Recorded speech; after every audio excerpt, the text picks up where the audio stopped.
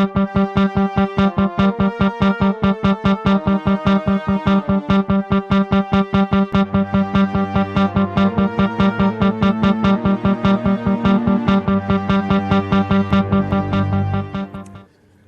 name is Michael Roth. I'm a software engineer at the IBM Linux Technology Center, and I'm here to talk about QEMU Hotplug infrastructure and implementing PCI Hotplug on PowerKVM. So first of all, whoa, that is, okay.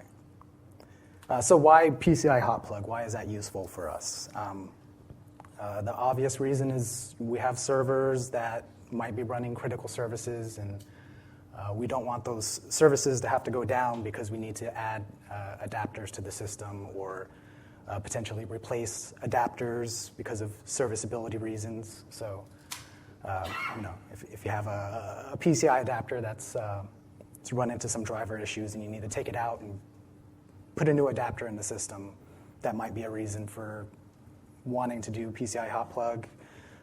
Another reason might be you want to upgrade your hardware. Maybe there's adapters that have some additional features that are useful for what you're using the system for. Maybe you're upgrading to a higher performance hardware, but you can't afford to have your services go down in the meantime. But the main reason for PCI Hotplug generally is expandability. It's hard to judge beforehand what we'll end up needing to use our systems for.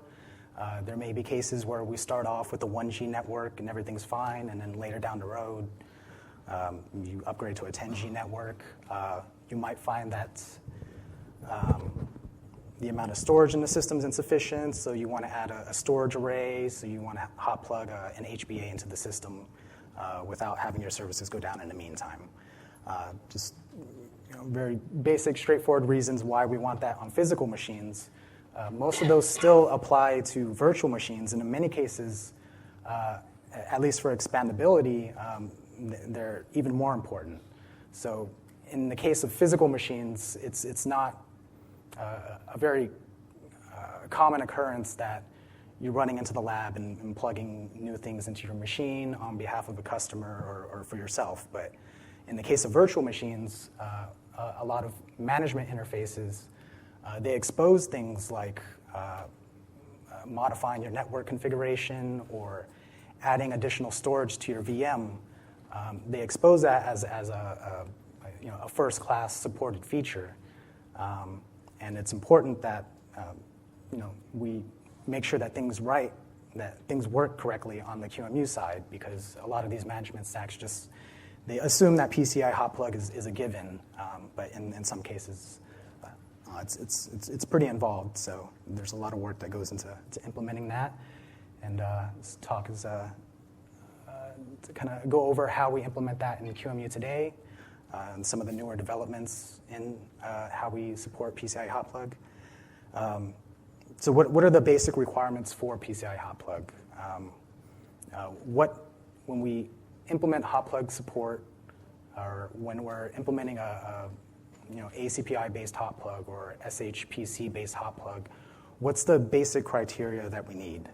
Mainly, you want to be able to plug in the device, and then after plugging the device in, you need to notify the operating system that there's a new device there, so that the operating system can probe the device, enable it, bring it online, and then ideally you want to wait for the operating system to then let you know that the device has been brought online so that you could begin making use of it. The other side of that is unplug. Generally, when you want to unplug a PCI adapter, you want to notify the operating system, because prior to that, there's really nothing you can do. You don't want to yank the device out of the slot. Operating system might be using it, or on real hardware, you could end up frying your system. So all you can do is ask the OS to hand you control of the device, or to bring the device offline for you, unconfigure it, disable the device, and then signal that that's been done, at which point you could actually pull the device out of the system. So in the case of QEMU, the user is It's not a physical person, it's the QEMU management interface. So that's going to be the human monitor protocol, a QEMU monitor protocol, some sort of management interface that management stack is going to use to add and remove devices from your virtual machine. The main interfaces that we're going to be using here are device add. So in this case, we're creating a VirtILNet PCI device, and we're going to plug it into the default PCI bus. And then there's the device delete, which is going to unplug it from the system. What actually happens during the plug and unplug phase is going to depend on on a variety of things, but mainly it's going to depend on the platform and the architecture. The way we do things on a PCIe capable machine are going to be different than the way we do things on, say, the default i440FX machine. So the way that we register the handler to handle Hotplug operations on the PCI bus is we have an interface QBus set Hotplug handler. We're going to pass it the PCI bus that we want it to handle Hotplug operations for, and we're going to pass it the device that we want it to use to arbitrate plug and unplug operations. That device is going to implement a Hotplug interface, and that interface is basically three callbacks. There's the plug callback. So once QEMU actually places the device on the bus, it's going to execute the plug. It's going to look up the handler and execute the plug callback. And that's going to do everything it needs to do to notify the operating system that a new device has been plugged in and bring that online. We also have request unplug and unplug. Request unplug is the main interface that we use. It's named that because, like I said earlier, you generally can't pull a device out of a system while that device is still online. So we have an interface to request that the operating system bring that device down. And then once we're notified, we can remove it. In some cases, we may have a use for actually being able to force unplug the device, just rip it out of the system. I'm not sure if there's any situations where we really do things that way in QEMU. PCIe on real physical hardware does actually have that sort of support in some cases. So we have an interface here that could potentially be used for that. So these are the main device models that we use for implementing Hotplug in QEMU today. There's ACPI, SHPC, PCI native Hotplug, and one that's been recently added as of QEMU 2.4, which is the pSeries-based Dynamic Reconfiguration, which we use for PowerKVM guests. So a little bit more on ACPI-based Hotplug. ACPI, it's a firmware interface. It defines an interface that we could use to configure a device and manage, to do power management. So if we need to put the device in a sleep state, things of that nature, ACPI provides an interface to do that. And it does so using a set of tables that basically act like a device tree. They provide a description of the devices. In some cases, or pretty much always, they also contain in the tables platform code that might be executed by the operating system to interact with the hardware. We can do Hotplug with regular PCI and also PCI Express using ACPI-based Hotplug. We also support memory and CPU, although in the case of QEMU, we don't use ACPI-based Hotplug for PCI Express. Instead, we only support native PCI Express in that situation. ACPI is an older standard. It came out like 1999, and it's actually been superseded by SHPC and PCI native Hotplug, but we still use it in QEMU today, and it'll probably continue to be supported for quite some time. This is the basic workflow for doing ACPI-based Hotplug when you're plugging a device in. Just the main, I guess, hardware interfaces that come into play here. There's an ACPI general purpose event register. That event register is what provides information to the operating system about what sort of Hotplug event just occurred. So we support Hotplug for PCI, CPU, and memory. So when we use PCI Hotplug, there's a particular flag that gets set in that GPE register. And then when we want to notify the operating system to check the event, we raise an SCI interrupt, a system control interrupt. And the operating system will then check those registers and then to interact with the ACPI mechanisms for handling bringing down the slot and notifying the user or notifying QEMU management that the device is now safe to eject.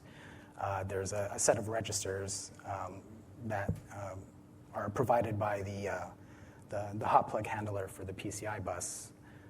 In this case, that handler is the PIX4 device. That's basically the south bridge for x86 machines when we're running the default i440FX chipset.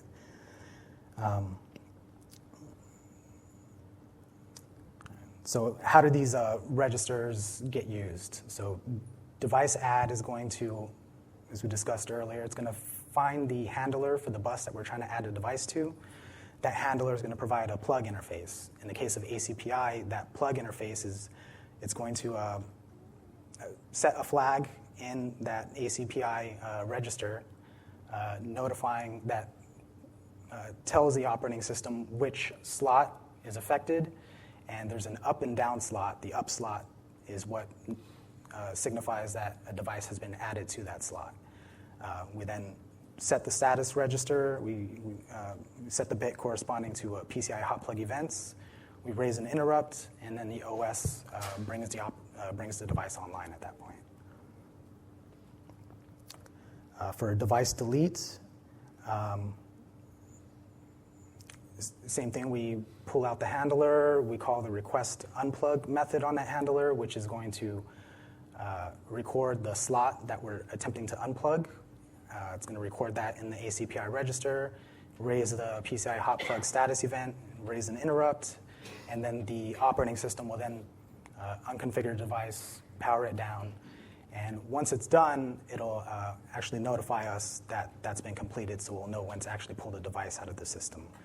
And it does that using an additional register provided by that ACPI set of registers. And once that's done, QEMU will finally clean up the device. For SHPC-based Hotplug, well, SHPC, it's a newer standard than ACPI. It was released by the same group that released the PCI and PCIe standards. It's generally considered preferable over ACPI in the sense that if an operating system advertises that it supports SHPC-based Hotplug, ACPI is expected to hand over control to the operating system. We do use it in QEMU, but we only use it for PCI bridges. So we always use ACPI for the default, for the default bus on the default x86 machine type. As I said earlier, we don't use ACPI we don't use ACPI-based PCI Hotplug for the Q35 x86 machine. And there are also other architectures that use ACPI, but as far as the ones that we support in QEMU, none of those use the PCI-based, ACPI-based unplug. But SHPC it's a PCI bridge, so in theory, any machine type that supports a PCI bus that we could plug an SHPC-capable PCI bridge into could, if the operating system supports it, make use of Hotplug to that secondary bus.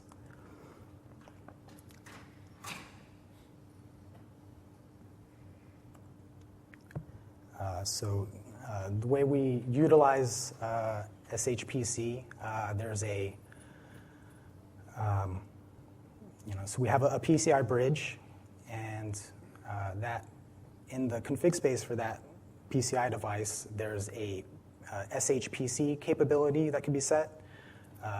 If that capability is advertised, then that bridge provides us with mainly 2 additional registers. There's a slot select register, which the operating system could use to select a particular slot to perform an operation on. And then there's the slot operation register, which the operating system can use to do things like turn on and off attention LEDs and power indicators, and also turn the slot off, disable the device, everything it needs to do to handle Hotplug. In this situation, when we perform Hotplug, the handler in this case will be the SHPC controller, and that controller will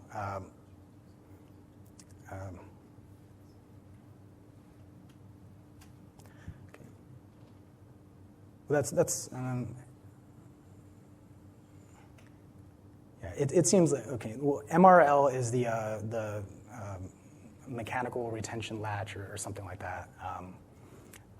I would think that closing that latch after you plug the device in is something that would occur before we actually get to the SHPC routines. Right. Yeah. So this is a little bit misleading. The act of closing the MRL and pushing the attention button, they're not actually things that are done by the SHPC controller. They're just things that need to be done prior to notifying the operating system. And upon notifying the operating system will check to make sure that MRL latch is secured. It's going to check that there's actually a card in the slot, and it's going to check that the card's powered off. And if it meets all that criteria, then it'll actually power on the device, configure the device, and then it will set an LED indicator to tell the user that that device is ready. In the case of device delete,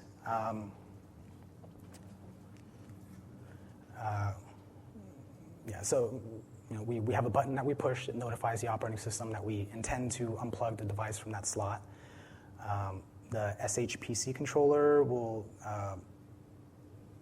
once that button's pressed, it will send an interrupt to the operating system, and then the operating system unconfigures the device, powers it off, sets an LED to let us know it's safe to remove the device.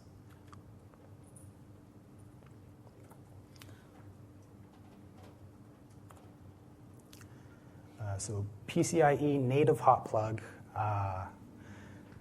this was a standard that was actually built into PCIe. So whereas with PCI, initially it didn't have an official specification for Hotplug, and that was added later as kind of an addendum. With PCIe, that's been built into the spec. It actually turns out to be very similar to SHPC-based Hotplug. The main difference is that in the case of SHPC, we have a PCI bridge with a SHPC Hotplug capability. In the case of PCIe, we have a root port or a downstream port, and each of those root ports or downstream ports manage a single slot, and that single slot is what, or that single port is what advertises the Hotplug capability. So it's different from SHPC in that we have one SHPC controller per slot, basically, but it's similar if you consider that on PCIe, each port is itself a bridge. So it's a very similar mechanism to SHPC.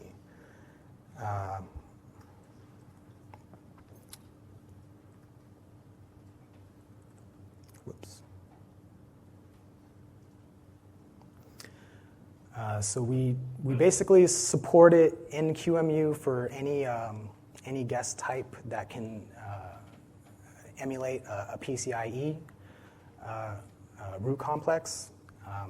If we have a PCIe root complex, then we can associate root and downstream ports with that complex that then provide the Hotplug capability. We don't support Hotplug directly to a PCI internal bus. So unlike with the x86 i440FX chipset, once we start the guest, we can immediately start hot-plugging into it. We don't need to add an SHPC device. We use ACPI to handle hot-plug to the default bus. But for PCIe, the only way to do that is to specify beforehand that there's a downstream port or a switch attached to a slot or to the bus, and then it's those downstream ports that actually provide the Hotplug capability. So if you want to support Hotplug on Q35, you need to do some additional setup beforehand to add that topology.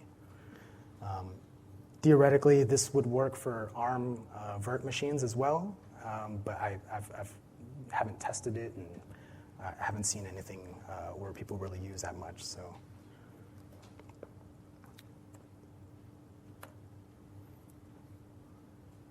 And that's basically the sort of command line you need to do to add Hotplug to a Q35 machine.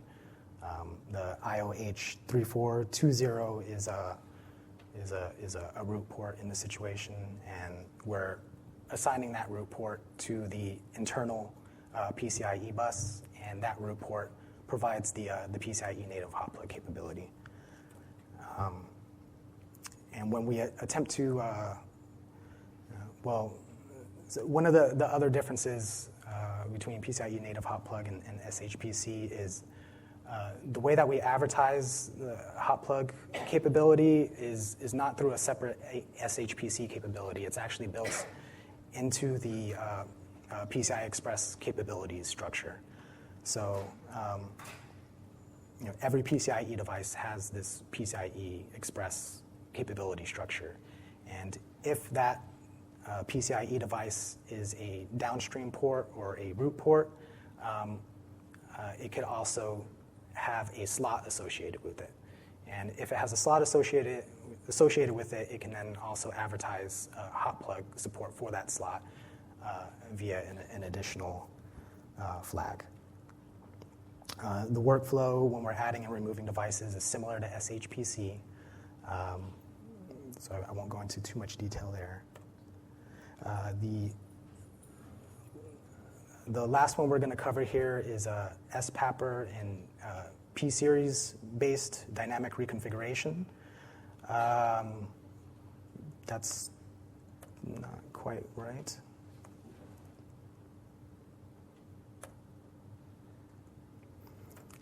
So this slide is obviously for PCIe and not for SPAPR. But SPAPR, it has some similarities. So just ignore everything on the screen. It has some similarities to ACPI in that we use the device table to provide a description of the devices, and we have platform code that could be used to interface with those devices. But instead of with ACPI, where we have a code that's actually in the tables, we tend to use an interface called RTAS. RTAS is a runtime abstraction services, and that's basically what the operating system is going to use to communicate with firmware to handle Hotplug management.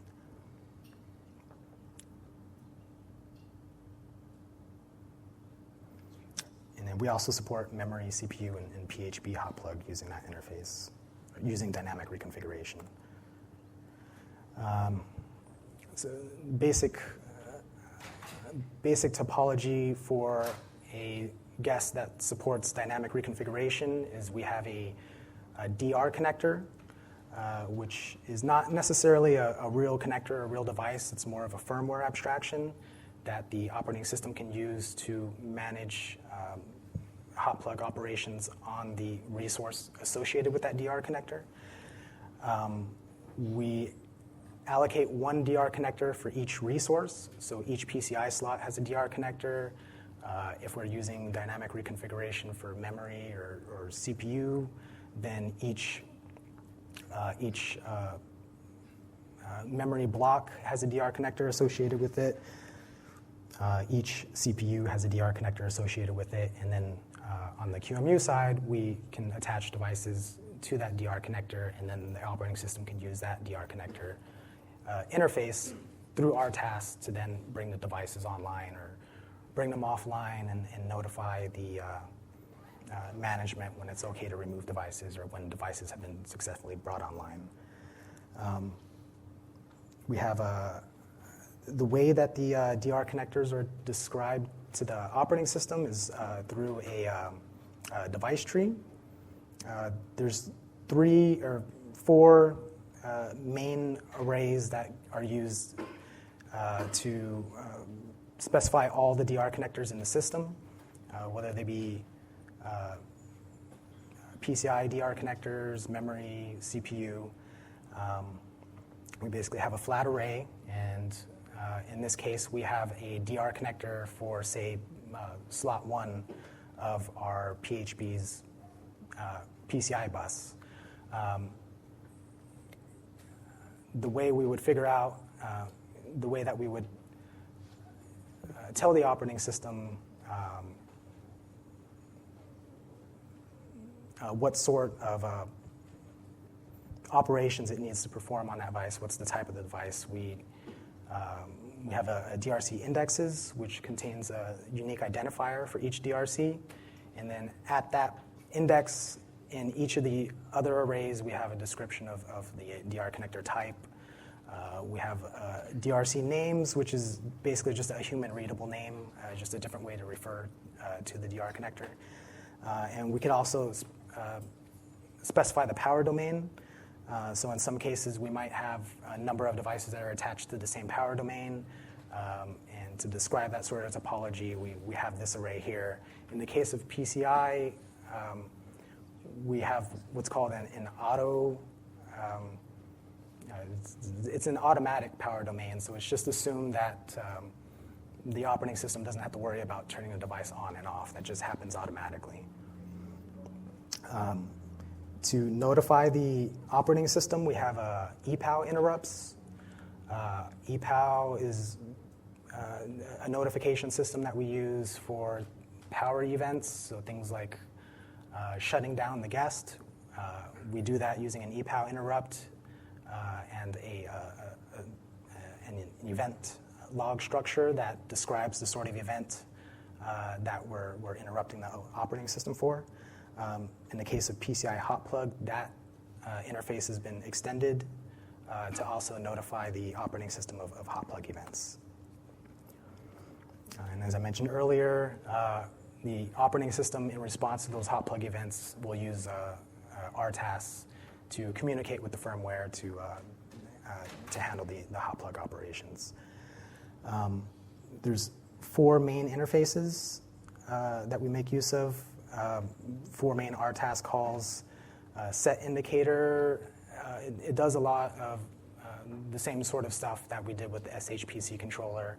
Turn LEDs on and off to signify when a device is ready to be removed or when it's successfully been brought online. We have a notion of isolation and allocation states.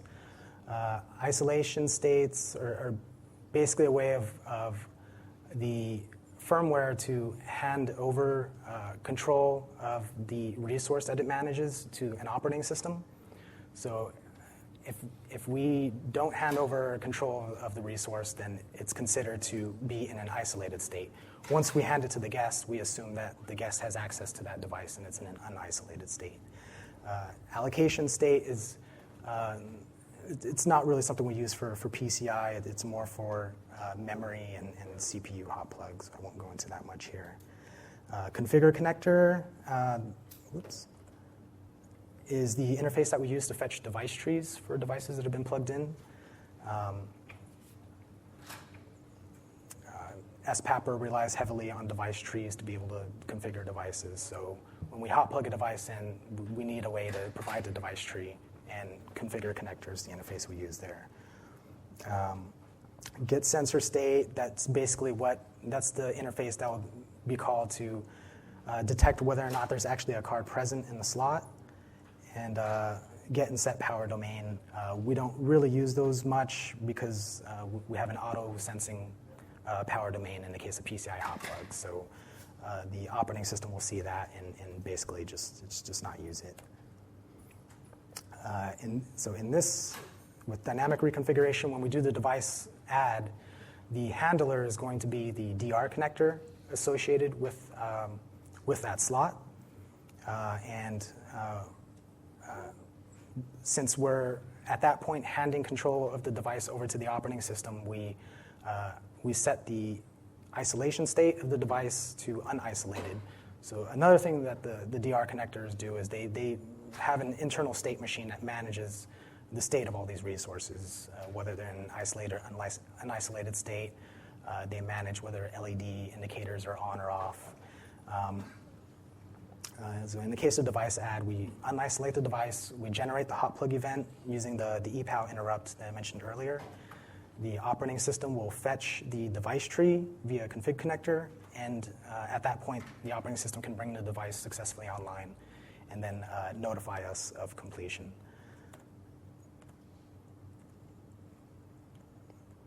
And then device delete is similar. We have a separate hot plug event that we notify the operating system of using the ePow interrupt.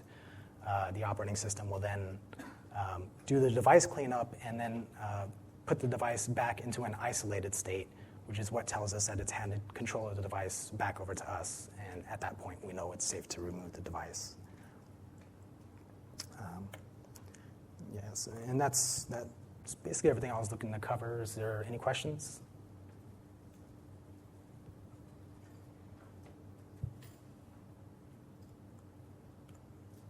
All right. Well, thank you, everyone.